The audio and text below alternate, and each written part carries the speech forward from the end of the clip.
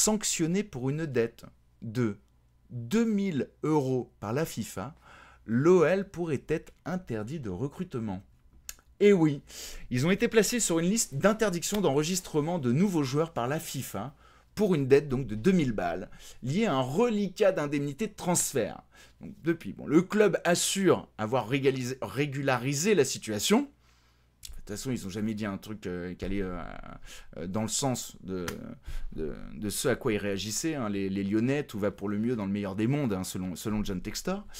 Et donc, cette sanction, elle court sur 3 périodes, soit donc jusqu'au mercato estival 2026, tu fais le mercato d'été 2025, l'hiver qui suit, et donc le mercato d'été de l'année prochaine.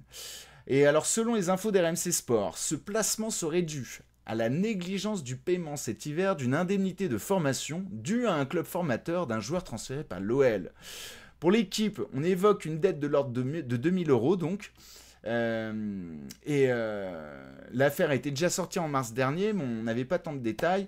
La FIFA avait déclenché une procédure d'inscription sur cette registration ban list. Hein, et donc, on assure, côté OL, que ça a bien été réglé, mais qu'il y aurait une latence entre la coordination du paiement et la disparition de l'OL de cette liste.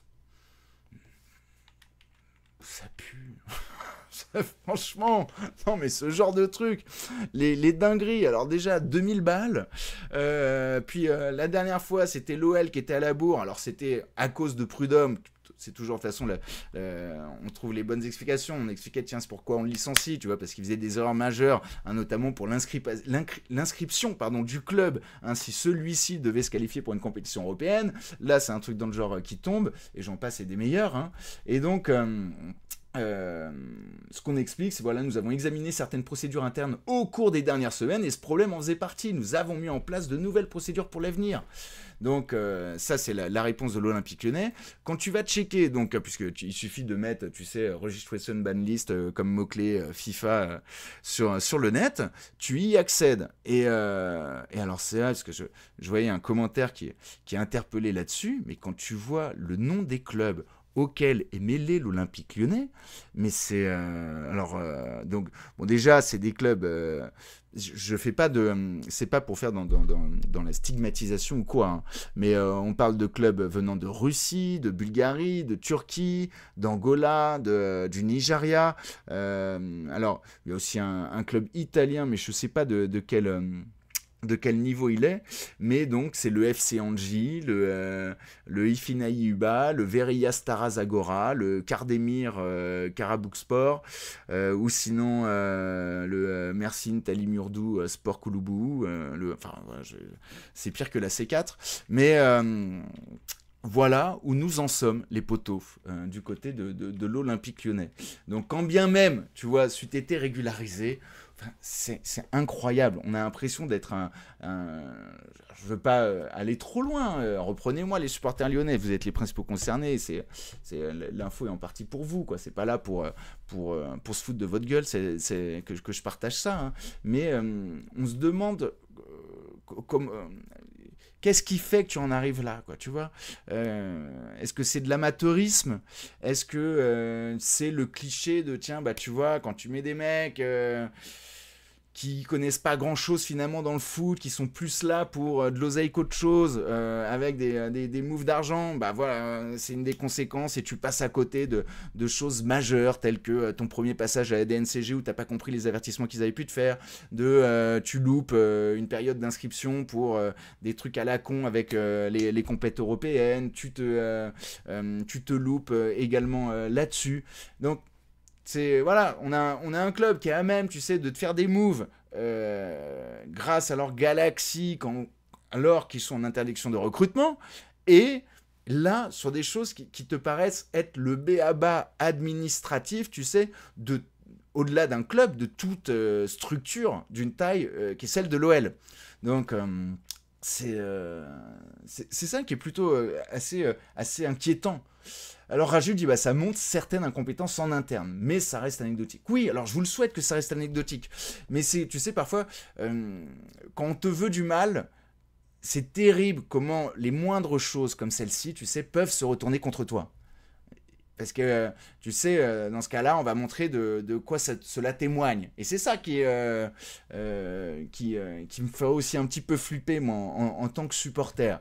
Mais effectivement, ça témoigne, comme tu le dis aussi, de pure incompétence, là, en interne, parce que bah, tu passes à côté de choses qui doivent être, tu sais, normalement, comme je disais, du béaba, quoi. Donc, ouais, j'imagine à quel point, comme le dit le Goat Keres, ça puisse être dur pour les supporters lyonnais.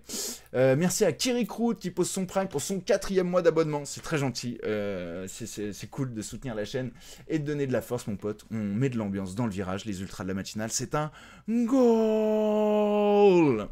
Alors, on sait disait, allez hop, direction rejoindre la bande à Gérard Lopez. En national, galère 2. Matt dit quoi? Textor mérite des gifs comme Macron. Faut y trouver une Brigitte. Baz, tu dis quoi? Faut vraiment qu'il parte loin de Lyon.